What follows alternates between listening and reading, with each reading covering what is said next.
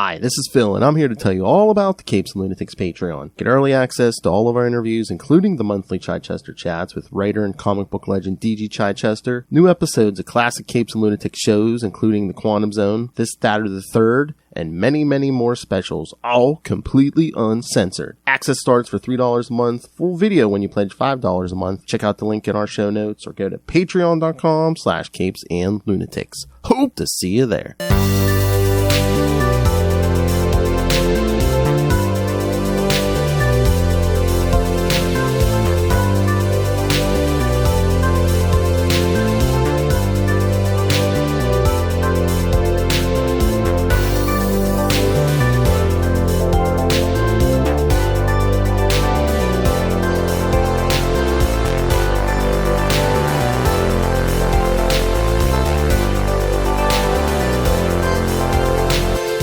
Welcome everybody to another episode of Full Stream Ahead, where we review all the streaming content that makes us want to podcast. And today we're going to be continuing our review of Poker Face, Season 1, Episode 8, The Orpheus Syndrome. This episode was actually directed by Natasha Lyonne herself. Writers, of course, Rain Johnson and Natasha Lyonne, and Alice Hsu. She helped write it as well. And let's get into it. What did you think of this episode? I think this is actually my favorite episode this season. Really? Not to spoil anything. I like when they get it's a little macabre, you know. It's a little out there, but I feel like this episode works. It's the most different from out of all the episodes this season. Speaking of, we've seen the last two as well, so it's just really well done.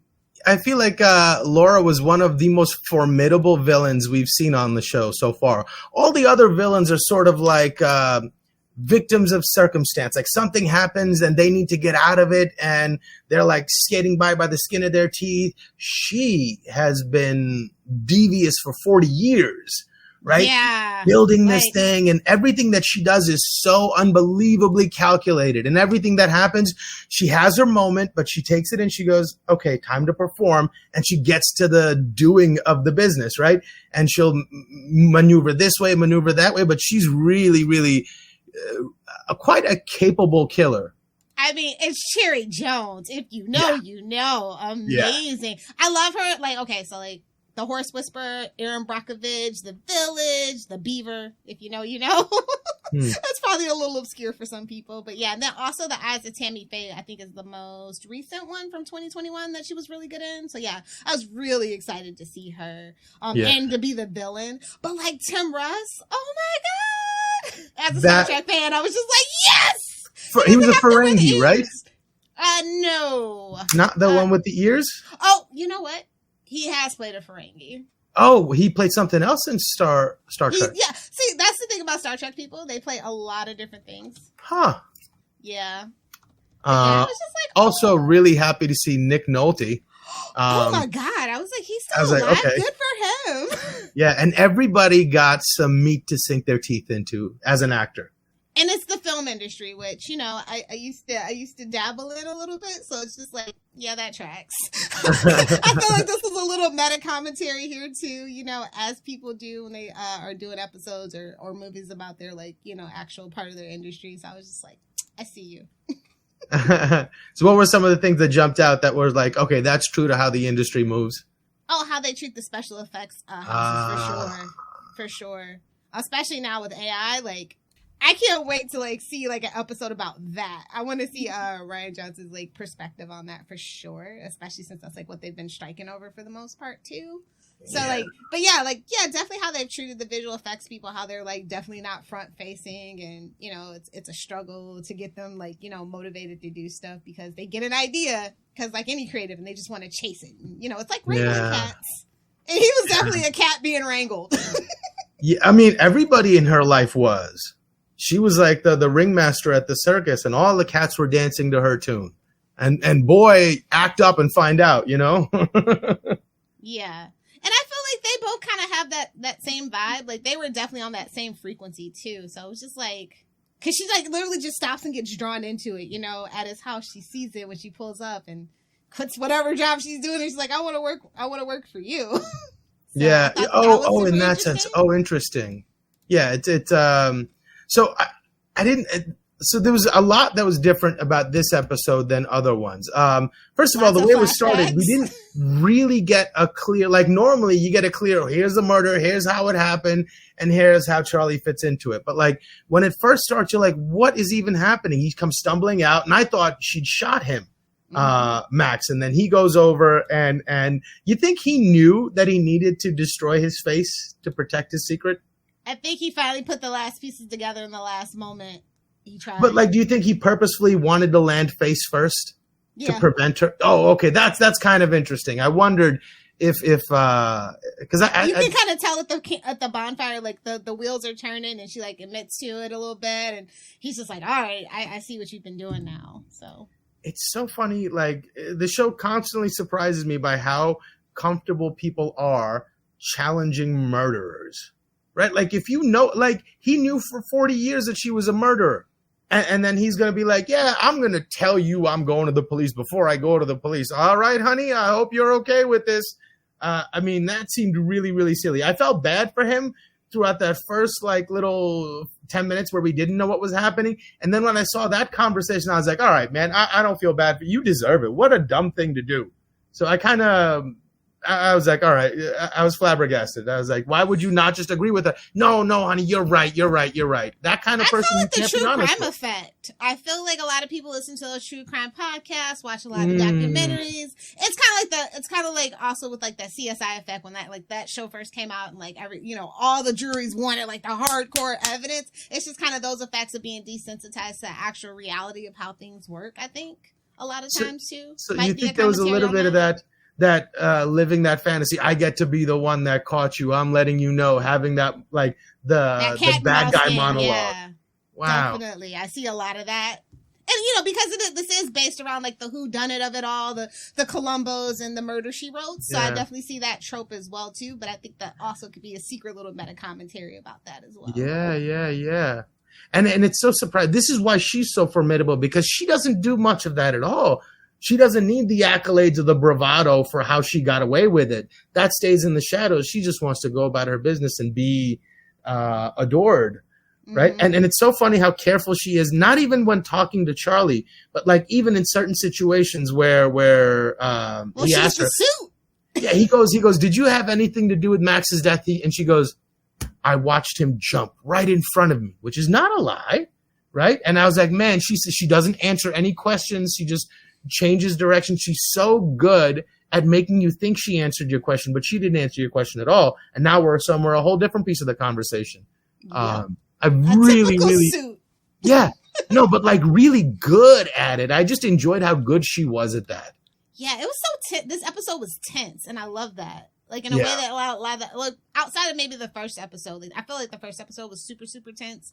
A lot of high, well, there's a lot of things at stake right there. But yeah, this one brought back that ratcheted up the tension back, and I think that really sets the tone for like the next two episodes. Not to spoil anything. Oh, it's really getting the wheels rolling where you're just like, "Ooh, what's gonna happen next?" Yeah. So like when she first, so she throws him over, and then she gets the bust made, right? And immediately I'm thinking there's a nefarious purpose for this. And my head went to, there's probably some camera angle that she wants to catch open up that iPhone. Oh yeah, he was looking at him. See him in the background right there? He was perfectly fine before he jumped off. But it was far more interesting. But as clever as she was, I'm surprised that she didn't already at some point have tried to get into his computer and realize that she would need his face. Yeah. That's the thing about IT. They never tell you when they're making the updates. Am I right, corporate? It's all these little things in the background. They're like, yeah, we're like 3 sprints out. We're going to be doing this. And then you forget. And then it's like, oh, you log in. Damn it. Yeah. Yeah, that's relatable for me anyway. Also, like, I really thought they were going to save the old man. Because he's laying down, and then she's like, I gotta go. I didn't want to see her be the person that walks away, right? She called it in and everything. And then as she's leaving, you see his eye like twitch a little bit. So this is hope. But then you get the conversation next, and it's like, oh, I'm so sad about it. I was like, he really went and died. Yeah. But glad he got to know before he went that it wasn't him. Yeah. Oh, shout out to Louis Guzman, who I love as well. He was in this episode, being his character actor that he is. I just love it. Yep. And I was like, oh, I think he did this before he filmed Gomez, but I feel like I was feeling Gomez vibes from the Wednesday show on Netflix. Yeah. I guess the way he carried his body really tight to himself, sort of like small movements. Yeah. Huh. So let's see. Is this the longest Charlie spent with a person? Because, I mean, it's been 3 weeks. So I think that's like the most implied elapse of time that we've had for one of her cases or her gigs. Interesting. Yeah, I didn't realize how long of a situation this was. You think this was about 5 weeks? I know, like, when we meet her, it's like 3. Like, when we come in, they kind of imply that it's been 3 weeks that she was with them, you know? Oh, 3 weeks working with this guy or with these people. Interesting. Whereas all the other ones feel like maybe a week at best. Yeah. Even the tour part seemed a little short. So interesting. Maybe that's the reason why she starts developing the twitch. Yeah. Because she's been around the same situation and it's grating on her. Yeah. That's fascinating. I think that, See, they don't, I like that they don't give us the answers. Not in a wordy way, but like in a choose your own adventure kind of way. I like that. Yeah. No, that's really cool. Some of my favorite scenes in there were like, well, I think my favorite scene of all was when Nick Nolte watches the actual film and realizes what's happened. And you see that moment happen on his face and you're like, he doesn't know what to do with it himself.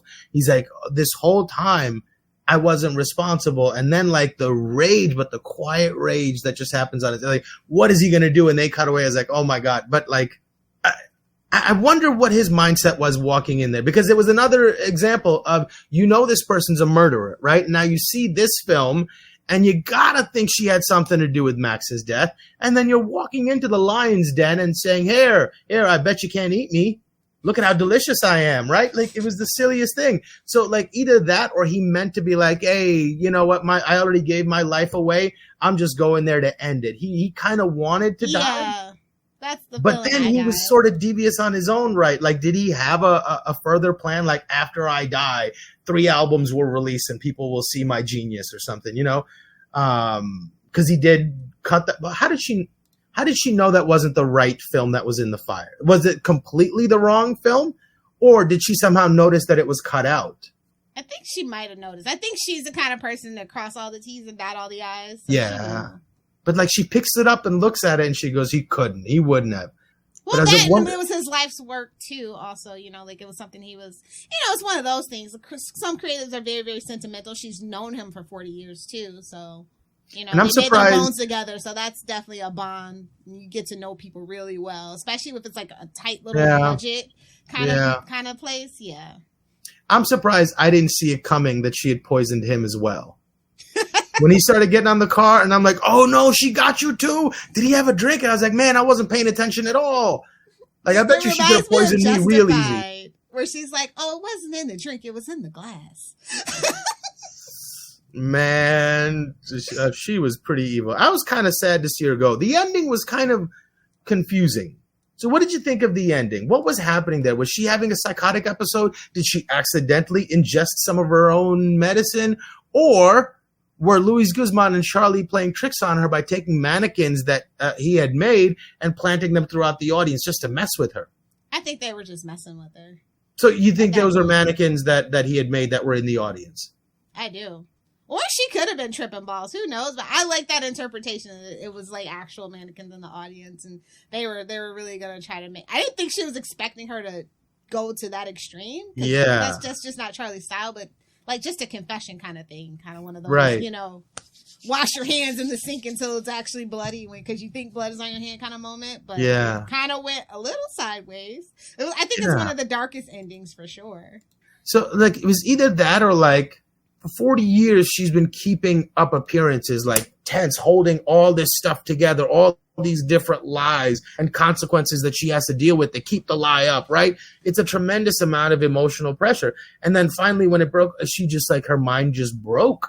Yeah, well, it could be that too. Like I said, it's that choose your own adventure, whatever interpretation. Yeah. I don't know which one I'm happier with. I think the one that makes the most sense, or the one that seems easiest to accept, is that just carrying all that tension, and finally when there's nothing else to hold on to, her mind just breaks. It doesn't, like, her ego has been kept up by this one lie, and now there's no way to keep it together. The world is just too unwieldy at that moment, I think. That's more likely. Like, that's a long time to keep a secret. I think you have a moment. And to kill your two best friends, and like, not like that she was, not that she enjoyed there's no it. friends in the industry, especially as high up as she got being a woman. I feel like she might have turned that part of herself off as well. Right from the very beginning. Yeah. That's fascinating. Yeah. But this is also an interesting take on, like, grief and guilt too, right? Because, like, it's kind of like one of those juxtaposed episodes where, like, in the first episode, right, she is dealing with guilt and grief because that's how she solves her friend's murder, right? And then this one kind of brings it back around and, like, basically holds up a mirror and, like, ooh, you know, this lady, she doesn't have a soul here. She doesn't feel that guilty. I mean, it's been 40 years. Yeah. She's living in this house of cards, you know? I love that moment too. We got like our little Columbo. Just one more thing. When she walks in and she's about to walk away, she's about to get away. And then why would she even mention Max in that moment? Max was not part of this conversation at all. And as she's walking out, and by the way, I didn't have anything to do with Max's death. And wait, what? Like, why would you even, like, and then no, none of their deaths. No, neither of them I had anything to do with. But like, I can understand. You would have got away with it too if you would have just shut up. Yeah, just sometimes it's good to know when to shut up. You've already won. Let it ride. Crazy. And then, like, what I loved about having Nick Nolte in, because at one point I felt like the two of them were having a rasp off. Like this. I bet you I could talk raspier than you. And it reminded me of, you remember that old Friends episode with Gary Oldman, where him and Joey are on a set and doing spit acting. You have to spit in the actor's face. Properly. That's what it reminded me of, is that moment. Two actors having a rasp off. That was hilarious. So I love that. As a Supernatural fan, I'm like, it was giving Jensen Ackles and Misha Collins. It's like, Dean's voice starts like way up here, and by the end of the show, he's like, I'm Batman, basically. Voice. And Misha is even lower, and it's just like, oh, your poor voices, baby. Your poor voices. Man. So let's see. So yeah, so they find the actual, the film reel. But, and that's how she gets caught, because they find the film reel on the little Orpheus statue. That was a nice moment between the two of them where she actually sheds a tear talking about her friend that she lost, but she does it through, it's like, I could see you. I see what that thing is. You think that's inscrutable? I see what you're doing. There's that red light. There's the girl jumping out of the head. I thought that was a really, really nice moment. Like, what a great piece of acting for both of them to do. And you could tell this was an episode that she directed, because, like, you take every sort of moment to take every liberty as an actor to just sow your wild oats. And that's what a lot of this was, which was really, really nice. Definitely. I also love, because I'm one of those people, when they say the thing, that's the thing. I was like, oh, the title of the episode was his, you know, his life's, his the stop motion feature. I was just like, oh, that's really cool. Yeah. It was definitely though. Like a confusing. I think what's still bothering me about the ending is that she was Laura was in like a fugue state or something. She didn't really get her comeuppance, right? It was like just a moment, and then she took the coward's way out of even As that. she was always gonna do, though. She was never gonna go to jail and serve jail. Or at least let her live in some shame for a minute. Let her watch everything that she built crumble. Like, I wanted that moment for her to realize that it was all for nothing, or that now it's all gone, and now you're. But in the real world, that's how it would go a lot of times, especially like in Hollywood. They are not going to face those. They're either going to run to Europe where there's no extradition, or they're going to. Yeah, or to make it look like you did. Yeah, exactly. Right. But yeah, I think I've been trying to figure out what bothered me about the end of this episode. It didn't feel as satisfying as all the other ones.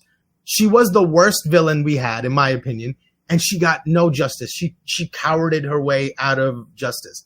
And I think that's what bothered me about this episode. Yeah. They left me a little unfulfilled. I could see that. I could totally see that. But I can say, The next 2 episodes. Hold on to that feeling.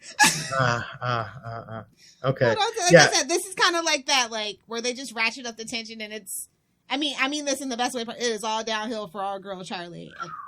So like I feel like this is definitely something that she's gonna carry with her, this experience going forward, because it's episodic but also serialized, obviously. So it's a good mix of both. And and what had bothered me mostly about the series is that she really doesn't have like character growth. This episode gave her character growth. Oh, yeah. But she is emotionally stunted, and she kind of has to be to live the life that she's on, right? Yeah. She's mama's a rolling stone, but like at the same time, like you see that grief, and we bring back up the loss of her friend and what set her on that journey. And I really feel like this like just brought up all those memories, and that's what allowed her to connect with him and maybe even develop the twitch. I feel like she's like so numb, like that when people lie, it just sticks out like a blazing sign, maybe. Yeah. Yeah, that's why that moment was like so important for her, because hasn't been on. Yeah, she's been on the run. And she does use a real name, which is probably not a good idea anywhere that she's going. But she does have to sort of like pretend, and then like just one moment she could just be open and talk about her real life, not her persona. Yeah. And, Natasha Lyonne plays a lot of those characters. Like, if you're a fan of Orange is the New Black, she's the clown, but, like, deep down, she's a clown because she's sad, Yeah. So I feel like this character really does resonate with her, which is all the more better. Like, I feel like that the characters really clicked with her. Like, when she read the script, she was like, you son of a bitch, I'm in. And she just really has a good grasp on this character, because I feel like she can relate on some level. You can always feel it, you know what I mean, when an actor really clicks with a character. Yeah, I keep being impressed by her accent and how uniform it is throughout. Like, it really feels lived in, the accent. Like the little her S's are SHs, just a touch, but it's always like the same. It's always there. Like she has adopted this character. She knows this person now, and she's just being. She's not acting. And you can see her having fun as an actor in this, so that which is what really draws me to it. Yeah, I think the cinematography was so beautiful in this episode. Not like the bright, cheery way that it usually is too. Like I said, this whole episode is just a whole different shift in the whole series, and it kind of gets back to that light, cheery, like postcard kind of cinematography for the next 2 episodes as well. But like this one, it just really stands out in my mind. Because the lighting's darker, it's a darker just tone of everything. Whether it's especially when Laura's on screen. Yes, I love that. It's like, yeah, she's the bad guy. Yeah. She's a gloomy cloud. Yeah, every time the screen is there, it's a very different color palette. Oh, the one minus for this episode, I really love Rowan Blanchard, who is the girl that dies in the tank, and it's like she's the girl that dies in the tank, and I'm like, no. Yeah, I thought we would actually get like because that would have been great for ratcheting up the tension for this episode, watching her struggle, and maybe giving us bits and pieces of flashes of memory as we go. That would have been really cool. I think that would have really made the gravity of what these 3 people have been struggling with since then a lot more palpable. Yeah, I totally agree with you there. But yeah, like, also the song choice today for this episode, Lonely People. Like, that's a little too on the nose, but it's just the way that I like it. It's by America, the band America, that British American rock band. It's pretty old, and I like that they kind of use a lot of old music. Because, like, for the most part, I don't think the audience, like, as you're targeting, like, that 18 to 49.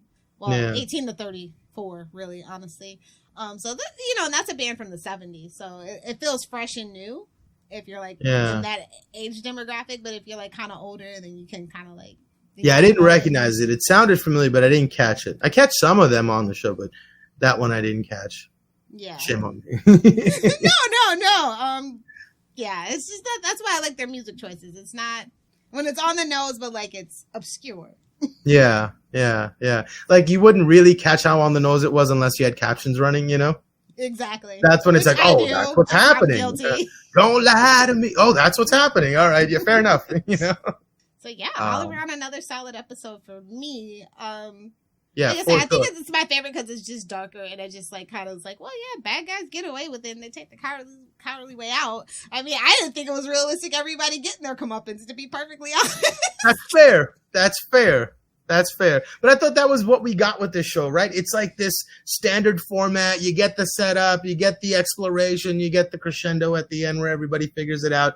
The guy's unmasked and it was you all along. It's like basically Scooby-Doo. And I was prepared for that. And I'd gotten comfortable with that. And now we Mr. get like... Johnson said, don't get comfortable with Yeah, this, wait a sir. second. You want me to deal with reality? This is a show where the good guys win and the bad guys suffer. That's what I was. And now it's like, wait a second.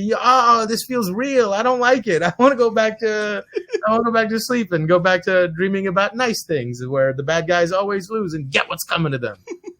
Well, to be fair, I think it's like the one episode where they don't.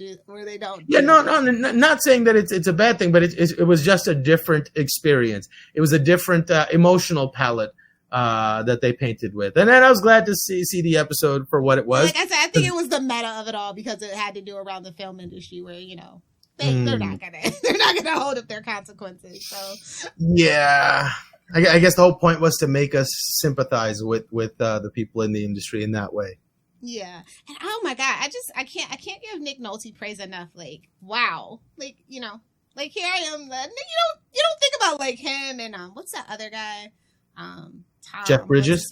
Oh, Jeff Bridges too. Yeah. Him, I always get couple those of those two guys guys that are in confused. the like mix. It's just like, oh yeah, you're still alive and you're still doing work. Really good work. Yeah. Good for you. Wasn't he supposed to be in like in the Hulk or something like that? He was in the Hulk. He played the Hulk's dad. Yeah. Oh. I know I wasn't that crazy. Yeah. No, you're there. It was in the Was it the Eric Bana one? Or was it the Ang Lee, the original one, the Incredible Hulk. See, I still think that's my favorite Hulk movie. Everybody, too, buddy. Me too. I love that movie. I love Ang Lee, like the score, the cinematography, even the story. Like, I mean, Eric Bana's got that punchable face. It's like, punch him, make him turn into the Hulk, Yeah. He's got that sorry, sad sack look about him that Bruce Banner needs to have.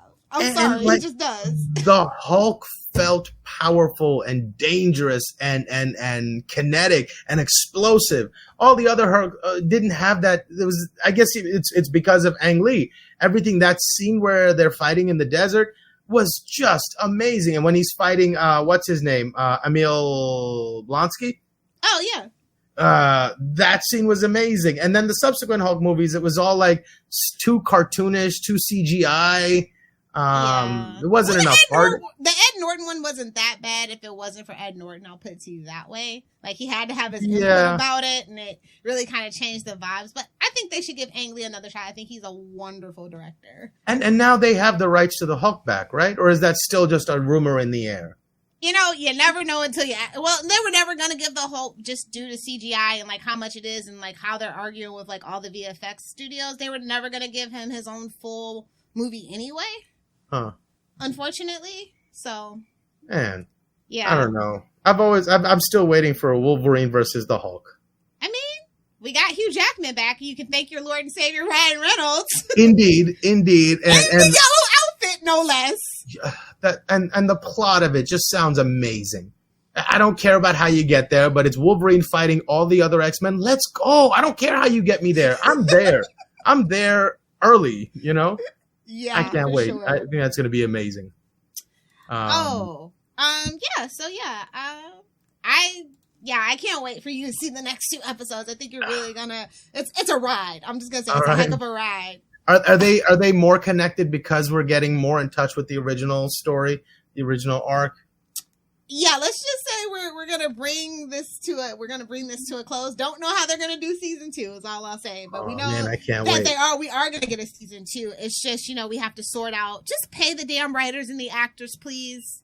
For real, can't we just keep it as the same balance as it was before streaming and all this stuff came and that's the thing. Everything? Network TV. Well, the way that it was going was that network TV was in trouble, and everybody would prefer to do streaming because you can do those side deals without all the eyes on your contract, right? Because it's the Wild West when it comes to streaming. But unfortunately, that's why we lost Nolan from WB. From Warner Bros. And I was like, I thought that was a really great, fantastic, but what they did during the pandemic, it's like, we need to renegotiate all of this. You know, the directors did renegotiate, and that probably is going to hurt the actors. They're like, well, they took it. Well, they, you know, they're kind of a smaller guild too, so just pay everybody what they're worth. I mean, because a lot of if you know anything about the industry, like most of the people, like the camera guys, like they're working class people, like Fran said, you know, they really are. They're borderline, you know, minimum wage if you're just doing daily from place to place and you don't have like a steady TV show or you know. You're friends with the director or something where you're always going to get that work. Like you're always going to get that cinematography work, you know, it's really hard to build those relationships. So, you know, the movie stars like that make millions of dollars per movie are actually like far and few between, you know? Yeah. So just pay the people. Do the right thing. That's all. Yeah. Cause like we're looking at 2 years of like nothing but reality TV right now. That sounds fun. Bare minimum. And I was there. I was there when that last strike happened. Like the last 2 strikes, actually, where the rise of reality TV, like the Real Housewives and all that stuff. We like, can't let that happen channel again. Turned into the lying channel. Yeah, I was there. And I don't want to go through that again. Yeah, no, that's not good for society. That's really not good for society. Yeah, I think everybody needs to back the writers just so society doesn't take another hit. Like she reality made a point. TV. They're a union, and people are like kind of watching. Like, well, if even the movie stars can't get a good deal with the with a union, like what chance does Ford or anybody have? Yeah, no, that's such an interesting point. If we don't take care of the entertainment that we're putting out, the lowest common denominator gets out, and that's not good for the kids. Yeah. That next generation is going to be even more. What's the nice way of saying it? Unsophisticated? Feral. Yeah. Yes. So I didn't even calculate that it could be dangerous on that level. But yeah, if we get another wave of some more idiotic invention like the Real Housewives, but like maybe 10 times worse. Oh no, I saw the worst thing that broke me. Have you heard of MILF Manor? No. Yeah. And it's actually, they have their kids and they're dating the other kid. Like, it's so bad. Like, it broke me. Like, I didn't know I was this old. Like, I joke, like, I'm your favorite internet granny, but like, no, that literally was like, no, this is bad for society. Like, this is the first show that I've ever just like, no, cancel this show, take it off the air. This is awful. Like, I didn't think I was ever going to be that person, but that show broke me. I mean, I was okay with like Teen Mom and all that stuff because that's what happens in life. But MILF Manor, this is where I draw the line. Oh, MILF. Yeah, Mother had liked MILF them. Manor. I'm imagining like a dairy farm or something. I'm like, oh, MILF I mean, basically Manor. with all the fake movies funny. In there, but that's funny. Yeah, so I just think of the children. Like now I feel like Chipper Gore. Think of the children. Oh my God, no! We've turned into Chipper Gores. That's horrible. What happened? I know. I told you. Like, reality TV broke me. It's not us. It's the kids. The kids are dumb as hell. and it's getting worse. And so we need to pay these writers so our kids don't end up even dumber. That's the message to everybody. I mean, the pandemic made them feral, honestly. If you talk to any of them, they're just now recovering. So it's just kind of like, give the kids something that's not Euphoria reruns, please. They need quality entertainment, for the love of God, please. All right. On that note, you want to do you want to do the outro? I can do the outro. Awesome. Thank you, mateys, for joining us for another week on the 7 C's of the internet. We look forward to discussing Poker Face 109 with you next time. But until then, feel free to follow us on Twitter at FSA Podcast. You can give us an email at CapesandLunatics@gmail.com. Give us a call at 614-382-2727. That's 614-38-CAPES. And don't forget to check out TubeSpace.io, Capes and Lunatics Podcast Network, if you get bored. And what about you, Mozzie? Where can the people find you? Oh, they can email me at mozzmanzor@gmail.com or find me on Facebook under Mozz Manzor. That's MOZZMANZOOR. And I did actually end up making a Twitter. I don't know why. It's a hellscape. But you can also find me on Threads, too. Internet Granny. That's GRANNIE. Oh, say that again? GRANNIE. Internet Granny. Right. But tell me you spell internet as INANET. Oh, I shoulda. That would have been so good. That would have been good. Is it too late to change it? Oh, that would be funny. So until next time. time, stay safe, avoid the other pirates, and Arg. yeah, arg. There it is.